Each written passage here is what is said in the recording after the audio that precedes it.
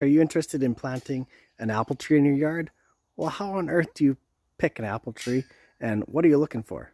There are so many different types of apple trees, you'll have to do some research. This one I picked, Johnafrey apple. It's apparently quite resistant. To pick a tree that has a good balanced shape to it, with branches going off every side, and has a nice main leader. Now, most of these trees are formed from cuttings or being grafted onto a different rootstock. So you'll see a main tree comes out, and then the other tree comes off the base. That's totally fine because that is the grafted tree onto a dwarf rootstock, okay? So they'll mostly be like this. Once you've selected your tree, you got to select your location. Apple trees love full sun, and you don't always have full sun in your yard. That'll usually be okay.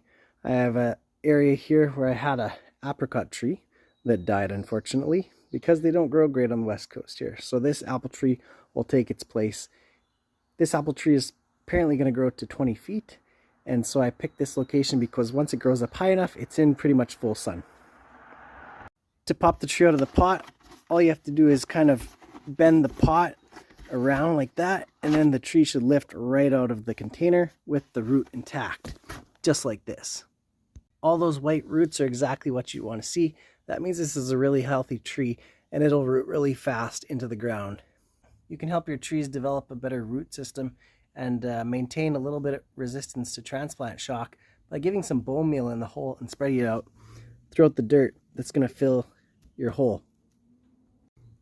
Apple trees like a loose, loamy soil. My soil is here kind of organic and sandy. I'm on a gravel pit though, so all of this was brought in.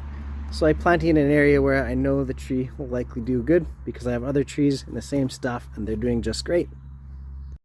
Make sure you first measure the depth of the hole by putting the tree in the pot into your hole. You actually want the base of this tree not sunken down into the ground, and you don't actually want to cover this crown with dirt. So you can, put a little bit of dirt up there to cover it, but you don't actually want to bury the base of the tree. That would not be good for the tree.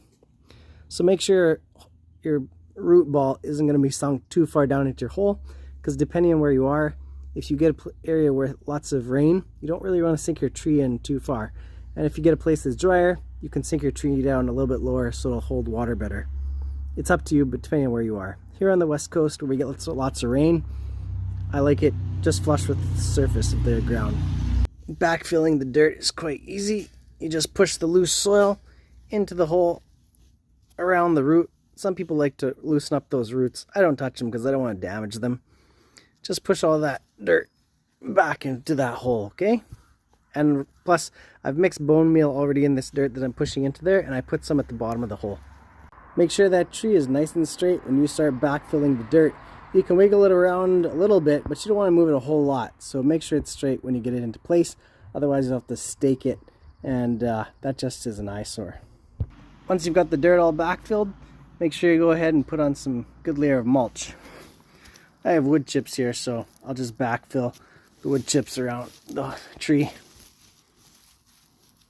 Once your tree is all mulched and ready to go, it's time to get out the water and add some good layer of water to that tree to make sure it gets good hydration for the transplantation. Okay, that's all it takes to plant an apple tree, and they can even start producing apples the first season, but I would suggest breaking those off, giving the tree a good shot at rooting and developing more branches for you the next season. Make sure you do a deep soaking of your apple trees, especially if you're putting them in a little bit later in the spring when it's warmer. Make sure that ground is soaked. And those roots are about 10-12 inches deep down there, so if you just get the surface wet, the water's not going to penetrate. You actually have to have water sitting on top, and then that'll soak in and get down there to the deep roots. And there you have it, second apple tree in the ground, ready to grow. Thanks for watching. See you later.